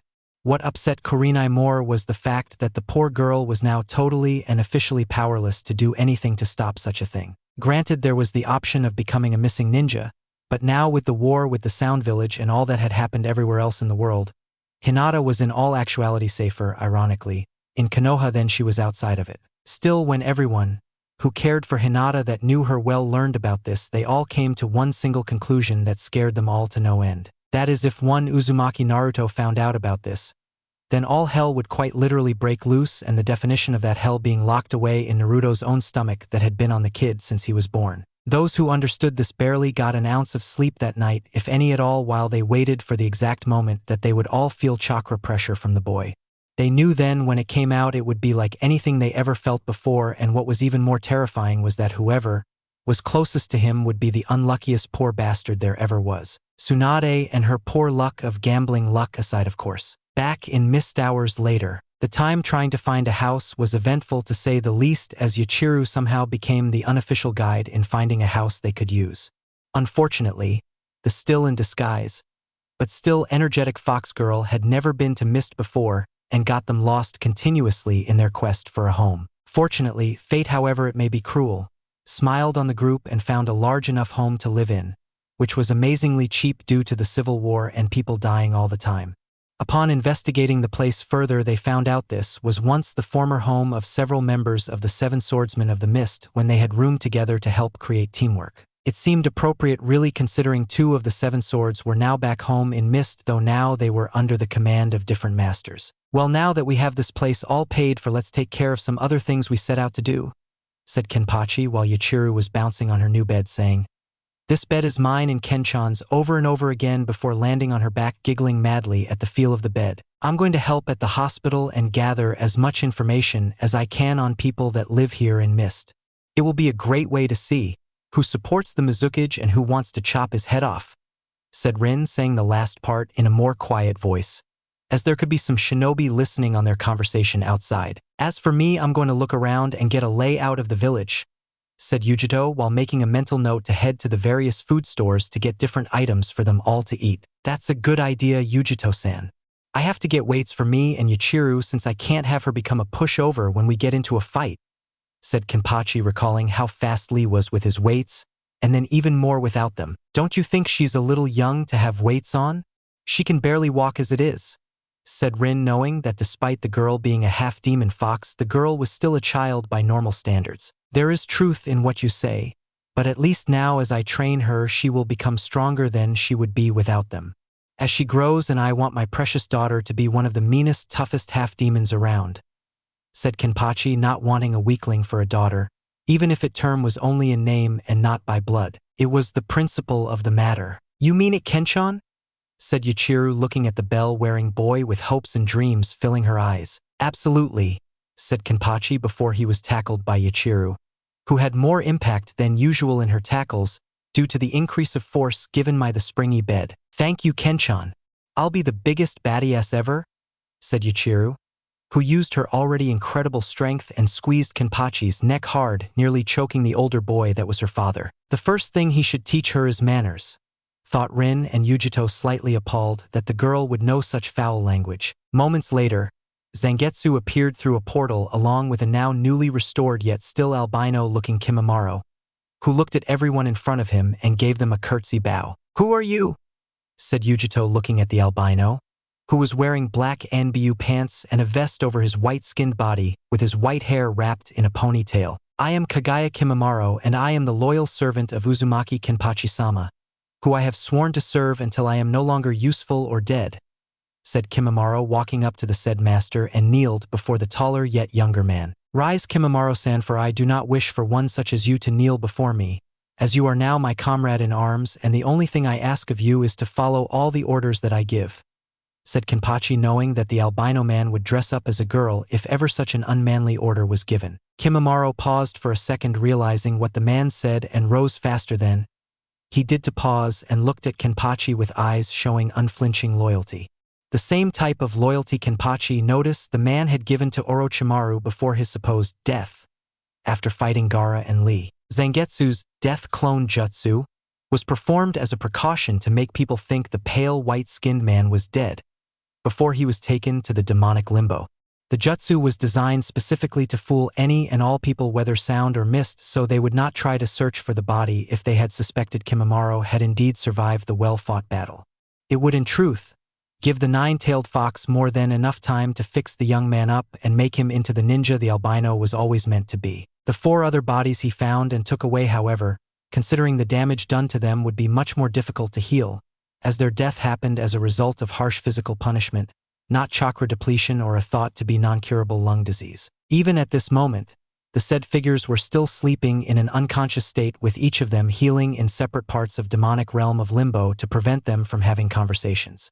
When their injuries were more healed, Zangetsu would have to use other means to convince them to join his vessel, as they were not as easily swayed as Kimimaro was in that regard. What orders do you wish for me to carry out, Kenpachi-sama? Said Kimimaro, as he now bowed his head to the man awaiting further instructions from whom he pledged to serve. I need you to go with Zangetsu and gather others from the other elemental countries, who seek to stop being missing ninja or wish to have a home to their own. Tell them of a new village that will be made in a few years that they can all go to when they receive a sign from its Kage, said Kenpachi, and then looked at Zangetsu, who nodded, putting a hand on Kimimaro's shoulder before leaving with the albino bone-creating boy to receive the necessary people for his new village. Are you sure Kimimaro knows what to look for when looking for missing ninja to join another village? Normally missing ninja from a hidden village leave because they were the ones who betrayed their village, said Rin, wondering if Kenpachi understood just how untrustworthy such ninja could be. Present company excluded, of course. Kimimaro was a former sound for bodyguard for Orochimaru himself and has a keen depth at knowing who is loyal and who is not. Plus, Zangetsu will be with him to get the job done at a much faster pace, so all things considered, I think everything will go quite well in the end, said Kenpachi, motioning for Yuichiro to get on the left side of his back, which the fox girl did, moving almost like a spider from the opposite side. Come on, Kenchan, I want to get my new weights so I get strong just like you, said an impatient Yuichiro, wanting to go out and view more of the village. Okay.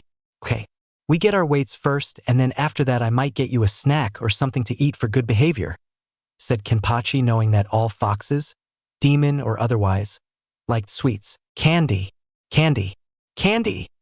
said Yuichiro, jumping on Kenpachi's shoulder like there was no tomorrow, as she wanted to have something sweet to sink her teeth into. Let's go, said Kenpachi, ready for some action, heading out the door with a bundle of energy by the name of Yuichiro on his left shoulder. You think it's wise to have him go out and look around when those tests are going to start soon with those Miss Jounin? Said Yujito, looking at the Inuzuka for her opinion on the matter. I don't think it's really going to matter, since either way Kenpachi and Yuichiro is going to stain this place with blood given this village's reputation for violence, said Rin, knowing that all of them were in for one wild ride. Soon at the moment, Sabaka no Gaara was currently taking a 15-minute break from his paperwork, feeling that, after already going through 4 hours of it, he deserved a little relaxation. Right now, all the man wanted to do was sit in his comfortable kage chair, sip his flavored water, courtesy of the trade agreements between Suna, Wave, and Spring Country that allowed Gaara to have such an expensive thing for a village residing in a desert, and simply relax. Still, even with his time spent relaxing in his office, it was hard to not keep certain much less important events and the people involved in them from running around in his mind. Like so many other hidden villages, spies were being sent out to look for one Uzumaki Naruto, or as some now called him according to rumors, Uzumaki Kenpachi. Gaara found the name to be quite commanding and terrifying at the same time, while wishing he had renamed himself that before Naruto did. However, Sabaku Kenpachi didn't sound as nice as it did with Uzumaki as the last name. You better return soon, Naruto. My sister is very fond of you, and knowing her, she will do all in her power to get what she wants. Thought Gaara, remembering how his sister had a small fangirl-like persona in her, though he was sure all women do, but simply grow out of it when the time comes to be mature. So long as it didn't interfere with her duties as a ninja of Suna, he didn't mind it coming out now and then, if just to satisfy the girly beast inside his sister's head. With that particular thought in his head now through, Gaara realized his break was now over and it was time to get back to his dreaded paperwork that he had come so much to hate. You can come out now, Toad Hermit Jiraiya, said Gaara, casually not looking up from his paperwork as the Toad Sannin of the legendary 3 appeared after removing his transparency jutsu. How do people keep seeing through that? Said Jiraiya in mild annoyance, as Tsunade had been the first to ever sense him in that regard. After my sister came in here last, you let a small perverted giggle, and if it wasn't for the small fact that I know you do not hate Naruto, I would have consumed you in my sand without hesitation. Why are you here? Said Gaara, finally looking up from his paperwork to stare at what appeared to be a tired Sannin, who didn't get an ounce of sleep for several days. Normally I would greet you through the front door, but the animosity towards Konoha has clearly made that impossible, as you already may know. However, since I have the title of Sannin, I can go where I want, when I want, and to see who I want for personal or business matters without being tied down to the leaf. I came here in the hopes that you would have some way of getting in contact with my former apprentice, said Jiraiya, as the council had decreed that Naruto could no longer officially be the Sannin's apprentice if he wouldn't take Sasuke as one. You must have some form of important information that concerns him, or else you would not be here other than to continue your training, as you put it, with him, said Gaara, as he had heard the stories of the man's ways of training by peeping on women in the Suna hot springs. Well, to be honest, I do have some important information that he does need to know, and I really don't think he's going to like what I tell him or when he learns of it from another source, said Jiraiya, knowing that when Naruto did know the truth, that he would run like hell before the boy exploded in rage and came after him. What information is that? Said Gaara, knowing this information was going to reach him sooner or later, so he may as well learn it of the former tense. Reluctantly, Jiraiya told Gaara all about the marriage incident with Hinata, Sasuke, Kiba, and the whole merging clan laws together, thus making the poor Hyuga girl their slave in all but name.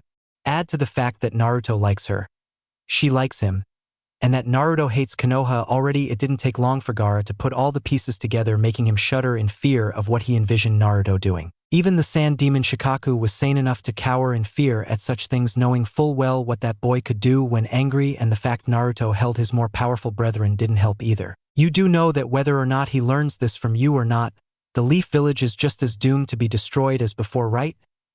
Said Gaara, stating the already obvious to the Toad Sannin, who nodded, knowing that angering a demon vessel was not the smartest thing to do. Regrettably, but I figured since he's going to crush everyone that screwed him over, so what would be the point in delaying out the inevitable discovery? You know what they say, better sooner than later, said Jiraiya, getting up from his chair and heading towards the window, knowing that going out the door was suicide on all fronts. Depends on the point of view, Jiraiya-sama, though in this case sooner would most likely be better, as this is Naruto we are talking about.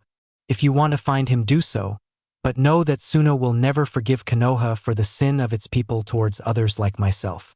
Should you confront Naruto, pray he is not in a foul mood, or else, said Gaara, leaving the threat hanging out, knowing that it would make the point stronger. The shiver the Toad Hermit gave was proof of that. Village hidden in the mist. A few hours later, the two Akatsuki members Haiden and Kakuzu that were assigned to find the Nibi vessel decided to walk through the hidden village with their hats and cloaks on, knowing that the mist Anbu would be all over them if their faces were ever seen.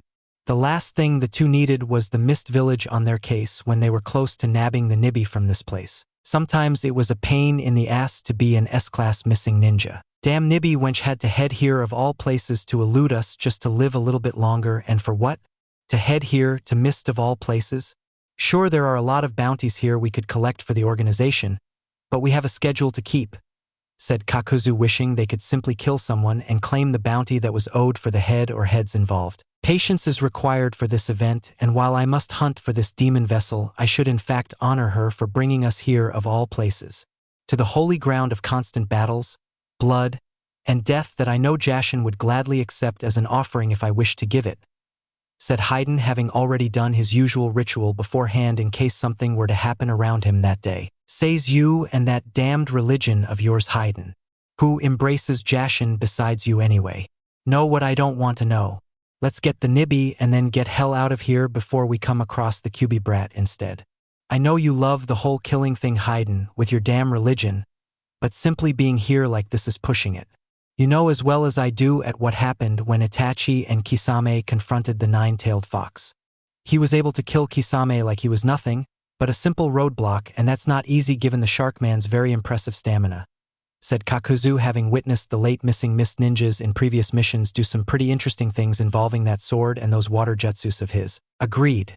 Now if you are done with your complaining, let us find our target, said Haydn, walking forward ahead of Kakuzu, making the said man fume at not being able to kill his ever-religious partner. Neither one noticed a boy with spiky blonde reddish hair with bells on the tips with a tiny pink-haired looking girl next to him eating at a ramen stand. Kenpachi, for his part, simply scowled at hearing the two members of Akatsuki and their little spat in regards to Yujito and her nibby demon Yoruchi. Yuchiru was, for her part, was completely oblivious while enjoying her ramen with gusto as the delicious taste of ramen sung in her mouth to no end. The two had already bought the needed weights from a respected weapons dealer, who they promised business in the future if there was ever a need for more equipment. After that, the two went looking for something to eat and ran across a ramen stand of all places smack dab in the food area of Mist. It had been some time since the boy had even had the stuff, and Yuchiru was undoubtedly hungry, so they chose to relive one of the spiky-haired boy's pastimes. That and Kenpachi had to know what the competition was like for Old Man Tucci back in Konoha and possibly get the man some ramen-making tips during his travels. Those two will have to be dealt with soon. If I move now, it will draw too much attention to me with Yuchiru by my side to boot. I know she's strong for her age, but I can't fight them, knowing that if they were to break her henge, it would be troublesome to explain it to the Mizukage, who would have her killed on sight. As much as I hate this, I have to kill them with some finesse, thought Kenpachi, hating that word as did the spirit of the very sword he took the name of. What bunch of crap this is. Just kill the dumb bastards and then take their heads to the Mizukage afterwards.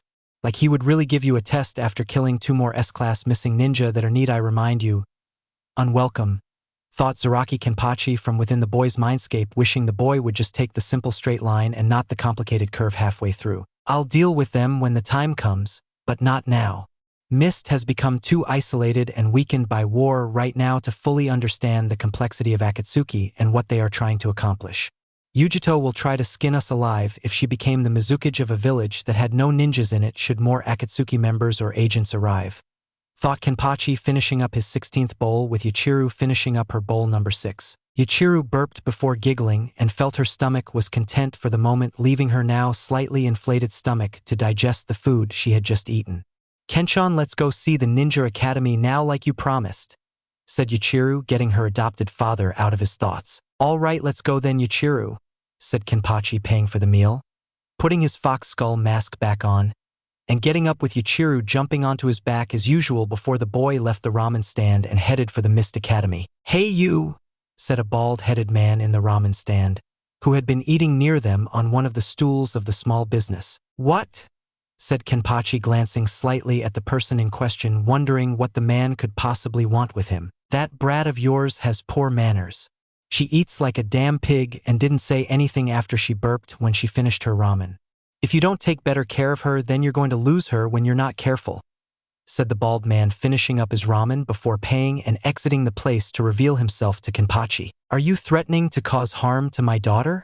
Because if you are, then you're going to wish you had kept your mouth shut or still stuffed full of ramen, said Kenpachi, as he turned around fully to face the slightly taller man wearing a Mist Chunin uniform, with the headband bearing the symbol of the Mist Village on his right arm and a sword on the left side of his waist. I'm simply stating the obvious.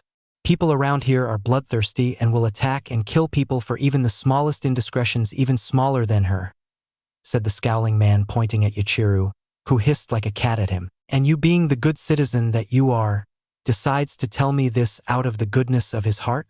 Bullshit, said Kenpachi, with Yuchiru nodding several times at her father's words. Yeah, you tell him, Kenshan. Kick Baldykuin's equally baldy butt, said Yuchiru in her usual cheery tone before sticking out her tongue at the man, infuriating him at the nickname. Shut up, Don't you know it's not nice to make fun of bald people? Especially sensitive ones? Said Baldy-kun with steam coming out of both his ears and his entire head red with embarrassment at the given. What is your name, fool? Said Kenpachi, not liking the fact that this man just told his precious daughter of all people to shut up. It's Ikaku, Madarame Ikaku of the Mist Village. I'm a high-level chunin when it comes to rank, but my skills are that of jounin and I'm trying out the next jounin exam in a few months, said Ikaku looking at the man, or at least see through the fox-shaped skull mask on the man's face. A soon-to-be jounin, huh? What makes you think you got the skills to become one when you can't even handle a little nickname from a kid barely able to walk on her own 2 feet? Said Kenpachi, smiling beneath the mask, as he got a wicked sweet idea running through his head. Like you have any room to talk with your spiky hair. At least you have hair, said a now emotionally upset Ikaku before he drew his blade and readied for battle, as he planned on avenging his lost honor along with the hair he always wanted that, due to some genetic lineage from his great-grandfather's time, prevented him attracting all the beautiful women to him. Kenpachi just smiled behind his mask. The poor bald fool had no idea just what he was in for. Elsewhere, Kagaya Kimimaro was now walking with Zangetsu through some woods after he had just found Marino Ibiki's little brother Marino Idate during one of his running trips. Zangetsu had frightened the poor man almost out of his skin, and even more so when Kimimaro had told Idate just who, or rather what, Zangetsu was. After further explaining what was going on and the choice of joining a soon-to-be-formed ninja village with Kenpachi as its Kage, Idate accepted on the grounds that he wouldn't have to do anything torture-related like his big brother. Of course, Zangetsu and Kimimaro agreed, seeing as how they planned on getting Ibiki to join the village before it was wiped out in 3 years' time. And if the scarred man didn't, there was always that Mitarashi Anko woman as the next best thing. After finishing with the agreement, they wanted Idate to be used as an information gather while under the illusion of his messenger duties to various places. Since the man would have to travel from place to place, Zangetsu and Kimimaro could meet the man when it was necessary to learn information from overhearing people during his travels. From my understanding of things, we have my former Sound 4 comrades in custody waiting to be fully brought into Kenpachi-sama's ranks. Marino Idate as our scout as well as informant, a few infamous as well as strong swordsmen, and the long-lost brother of Kenpachi-sama's most dearest friends, thought Kimimaro, going over the list in his head while calculating that the ranks will swell even more from his master's side of the world. By gathering his own followers together to merge with Kimimaro, Kenpachi would soon have a pretty potent force on his side. Not to mention the fact that with Suna, Wave, and improved for the better Mist, Waterfall, Spring Country, and several other key places that would back him up, Kimimaro had no doubt the soon-to-be Shikage would be quite the powerful force in the world soon after the foundation was set in. We have a long ways to go before we can set the Kage Tower of Kenpachi's new village, so do not linger too long, Kimimaro, said Zangetsu, seeing the deep-in-thought look on the albino's face. 1,000 apologies, Zangetsu-sama. I was just thinking of all those gathered and soon to be gathered when the new hidden village Kenpachi-sama is founding becomes real, said Kimimaro, bowing his head slightly, but noticeably while hoping that he hadn't tried to enrage the great fox demon in his humanized state. I sense you are being honest, so I will let it slide for now. However, we currently have a 3-year deadline to meet and we still need more than what we currently have. Even if it is a good start considering what we have now, we still need more people to follow us, and the necessary land to create our new village, said Zangetsu, knowing that every second they waste could be done more efficiently. We should head to Tea Country next. As a former servant and most faithful of the Snake Sanon's loyal bodyguards, I was able to listen to most of the conversations he had with his assistant Kabuto, said Kimimaro, knowing that there were secrets and people in Tea Country that would gladly approve in a change in the overview of management that ran their lives. That is indeed a wise and strategic idea, Kimimaro, and to acknowledge your brilliance we will head there right now, said Zangetsu, creating the portal that would take the two to Tea Country. Anything to see Kenpachi-sama's ambitions fulfilled, said Kimimaro, bowing before the demon lord, showing the utmost respect for the fox before heading into the portal. Village hidden in the Mist Hospital 15 minutes later. Hey, is there a doctor in this place or what? Said Kenpachi, walking into the hospital, and proceeded to drag the bloody body of Ikaku Madarame behind him, making the people around him scream and step back while several of the new nurses fainted. Hey Kenchan, did you have to beat up Baldy-kun like that? I wanted to play with him, said Yuichiro, as Ikaku's bald head reminded the girl of those delicious candies on a thin white papery stick. A lollipop, if she remembered correctly. Kenpachi-san? Yuichiro-san? Why are you two here and… Who is that? Said Rin in a doctor's uniform before pointing to the bloody bald-headed mess now behind the two. It was awesome, Doggy-chan. We were eating this soupy noodle stuff called ramen that was super yummy, and when we finished we were leaving when Baldy-kun insulted me, said Yuichiro pointing at Ikiku, whose right hand twitched involuntarily in pain. You beat him up over insulting Yuichiro? Said Rin, not believing what she was hearing from the girl, and that this kid, who was not even considered an adult age-wise, had done something like that to another person. This fool challenged me to a fight after we exchanged words, and he lost within 5 good minutes of my life, which the stupid bastard wasted trying to beat me. You know what he did before we even fought? He did his lucky dance ritual before even trying to fight me. Though the information he gave me during our talk right before the fight was good information to know, said Kenpachi, thinking back to what the man said after his little lucky dance ritual was done. Flashback after the lucky dance. Ikiku got ready to fight with his sword in hand, as it was now removed from the much thicker than standard sheath. This indicated to Kenpachi that this so-called Chunin was anything but normal when it came to fighting someone else. Still weak by comparison, but not normal. Pal, you are one of the freakiest people I know, and I have seen a man and a boy hug each other creating a genjutsu beach background waves and all, said Kenpachi, still not sure if the lucky dance ritual was stupid, funny, or just plain. Well, let's just say that it was disturbing and leave it at that. Ikiku smirked slightly, seeing the little girl leap off her father's left shoulder, so the man could fight better without her holding him down. Though how the brat of a kid became a dad at that age, the Miss Ninja would never know, and quite frankly didn't want to know. Still, it would make a good insult. Are you a little young to be a dad? Said Ikiku, trying to make Kenpachi angry and to throw off the younger swordsman's game. Aren't you going to get a wig and cover up your shiny domed skull? Said Kenpachi, knowing to hit the man where it hurt, which in this case was as clear as the sun shining down upon it. Shut up. I'll have you know I was a student of the 7 swordsmen of the mist before Zabuza went and did his whole become the Mizukage thing before he died disgracefully in Wave Country. The only thing I regret now is finding the man and butchering him and that little brat that followed him around like a lost puppy, said Ikiku before charging at Kenpachi, not seeing glowing of the eyes in the fox-skulled mask. Zabuza was a strong warrior, as well as the one, especially the one, who always followed him was his precious person, and vice versa.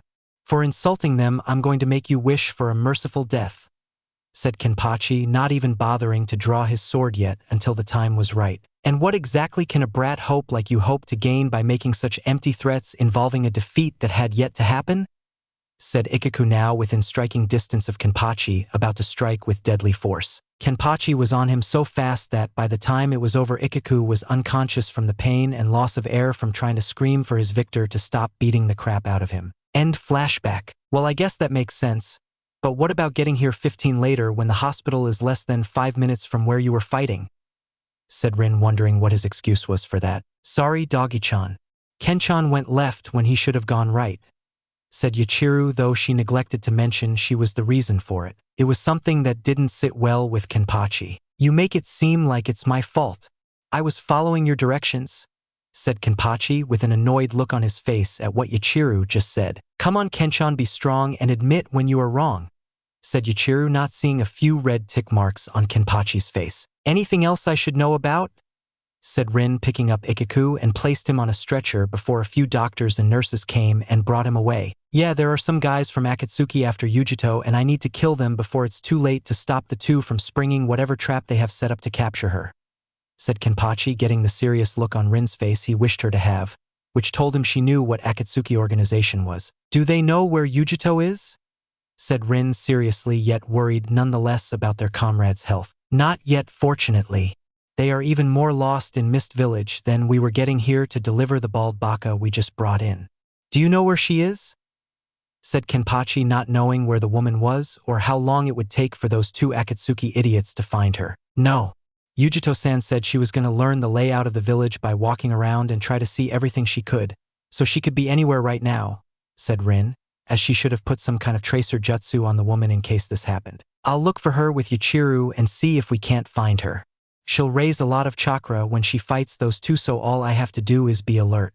On the lighter side of all of this, if we were to kill those 2 bastards, it means less for us to handle in terms of Akatsuki, and the Mizukage won't have to test us, said Kenpachi, knowing that for Rin and her medical skills that she would become a doctor/medic ninja right away. All right, you two find Yujito-san and kill those two Akatsuki agents while I take care of your little… What's the right word? Playmate? Playmate seems appropriate if I am good at judging your sadistic nature, right? Said Rin, scowling playfully at Kenpachi when she said playmate the first time. Hey, don't knock it until you try it, Rin, said Kenpachi, giving her a mock salute before he turned around and ran out to find his prey and his fellow demon vessel. Bye, doggy-chan. Don't eat too many bones or you'll get sick in the stomach, said the ever-cheerful Yachiru while waving at the woman, who took the statement, like when she heard her nickname the first time, the wrong way, and blush an embarrassing shade of red before storming off to her newest patient to take out her frustration on him. For the next hour, after Ikaku woke up in a nearly soundproof covered room, the pure bald-headed man would be screaming in pain at Rin's necessary medical procedures, as she called them. For Ikaku, he thought it was Kami's personal joke on him because he was bald.